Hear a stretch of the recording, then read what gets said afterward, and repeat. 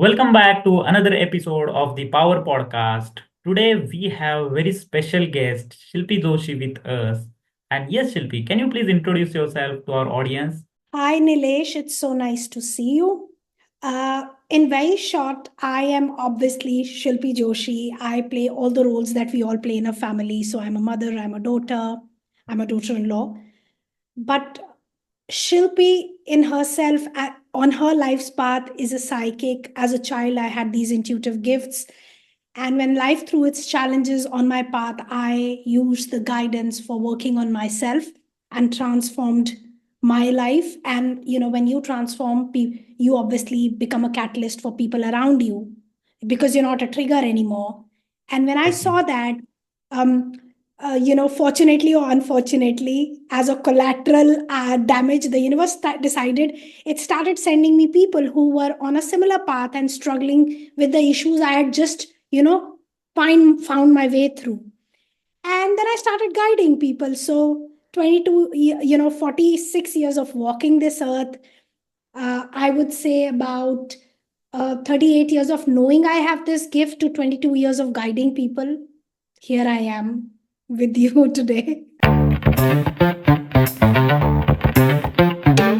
So my first question is what are the books that have helped you on your journey as a spiritual alchemist and a guide? There are many books, to be honest with you. If I would like to start with an Indian author. So, a book called Fakir by Rusbe Barucha is one of the most beautiful books I've ever read.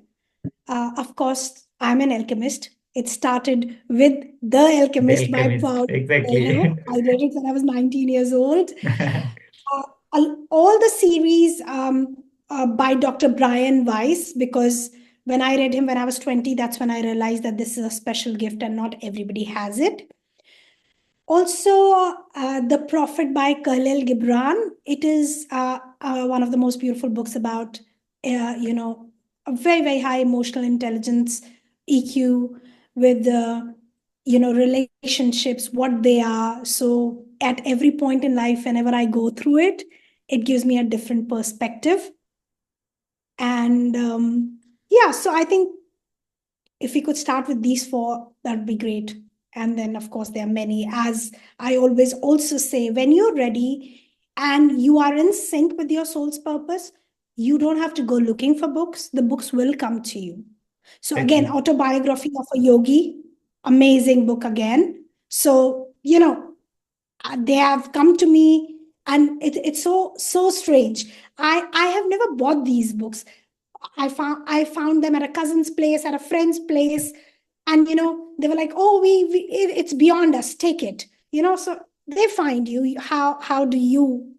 I think it's the other way around. Let's moving forward to our second question. Can you walk us through a typical session with you? What can a seeker expect? So, over 22 years, Nilesh, it has evolved. Earlier, it started with people coming to me talking about, "Oh, you're a psychic, you can look into our lives. Could you tell us about?"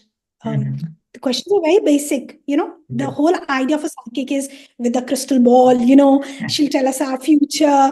And the questions were like that. I was initially very hesitant to go on that path because I thought the gift was given to me to work on myself. And slowly it evolved from just looking into what's coming for you to where are you in your present to why are you even here. Because if you are so now a typical session, when I sit down, I just surrender and I tell them, do not ask me any questions initially. Do not tell me why you are here to meet me. I start with the guidance that I am getting, and most of the times, a lot of it is about your physical body, where I can sense blockages. It's also about your energetic body in from the past, where you might have had certain incidents or events which you think were not relevant, but are still holding charge. It's all about energy. I'm tapping into your energy with your permission and taking the help of my guides and your guides to look into it. And then I bring forth, and then it becomes a story. I sit down and I say, this is what I'm getting at this age, what did happen? And then, sometimes there are tears, sometimes they're like, oh, how did you know? Those aha moments. To people who come to me regularly for self work, it's just like, oh, yeah, I had missed out on telling you this. can we work on this? And then, it comes down to, because if you are here in your present, that means you are stuck. There is something that's not fitting in, right? Life is not moving. When life is moving in sync, you know it. You know it. It's just flowing like a river. So the moment you feel it stuck, you are here. Now, if you are stuck in your present, present is past, future. Let's look into past and see what is the energy, what are the energetic cords that are binding you. Because if we are able to move those, we are shifting our present. The moment we shift our present, what I'm able to see in your future is a possibility. Nothing is set in stone. We are in control. I I always say this, there's nothing more powerful than free will. So you are looking in, I am seeing at what you are projecting. If we are not happy in the present, definitely we are not going to like what's coming. So when we change the present, we are automatically transforming what's coming for us in the future. And that's how beautifully a story weaves in. And this is my journey. It became a separate journey in itself of how my readings have transformed over years. Lately, we've been doing ancestral healing, and that also is coming out beautifully. So, yes, that's a very, very brief explanation of where That's we are in nice. our readings. So my third and last question is, what are the most profound transformation you have witnessed in those you have guided? Nilesh, one of the biggest transformations is the one who's sitting in front of you. With all due respect, I must have guided thousands of people over years.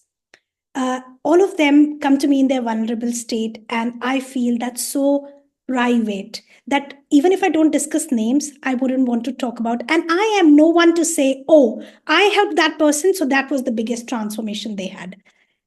They had it. Some of them come back and tell me, but I would never be able to do justice to that. And I wouldn't want to talk about. But the fact that I sit here transforming myself with the guidance I had received to reaching a stage where I'm able to, when I was in that darkness, I was in pain, challenges, we all have that. That is why we are here.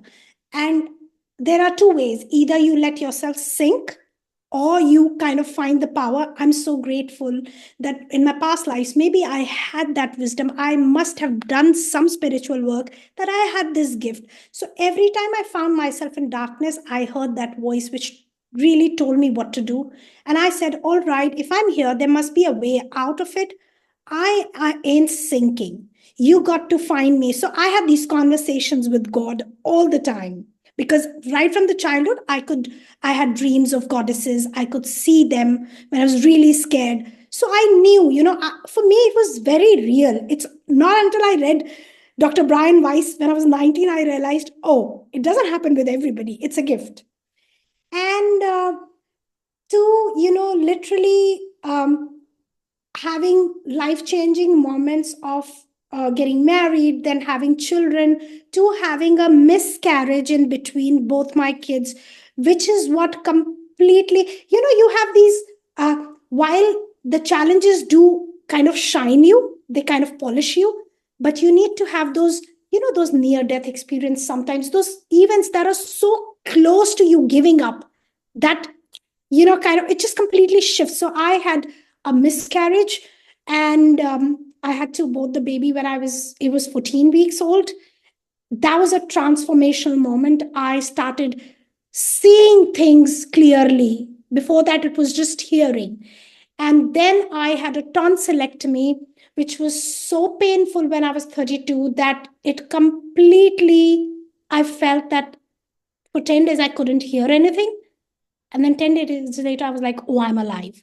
Right. So once I transformed myself, I realized that people around me who had pushed me into this darkness, with their anger, whatever, they're not liking them or whatever, became my biggest teachers, because they, one, they pushed me to a point where I said, either I won't give up, I will surface. And when I did, and I started making changes, when I started going within, just within, like, you have a horse, they put the Yes, horses have flaps to focus and claps. not get distracted. Exactly. When I started doing that, I realized people around me mellowed down. Those relationships, which were the most challenging, started transforming.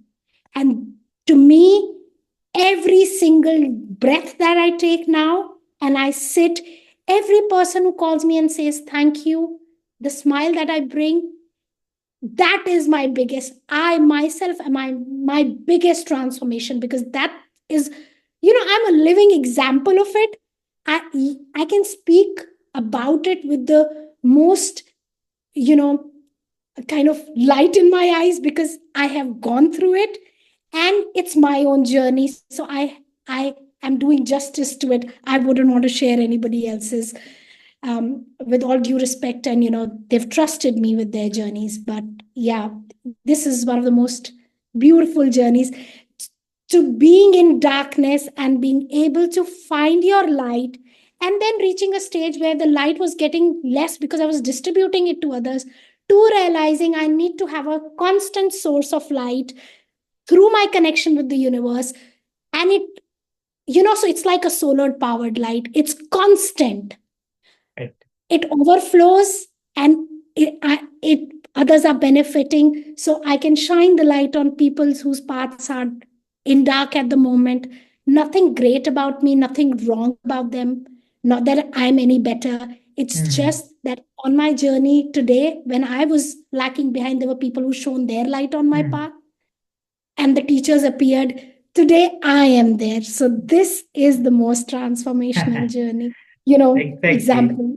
Yes, yes, yes. And the best transformation someone can bring is this transformation in themselves. And you did that, and now you are becoming that lighthouse for the people to guide them through their ways. And yes, I really can feel you, and I really appreciate you for being on my podcast. So thank you so much, Shilpi, for being on my podcast and share your amazing journey with our audience.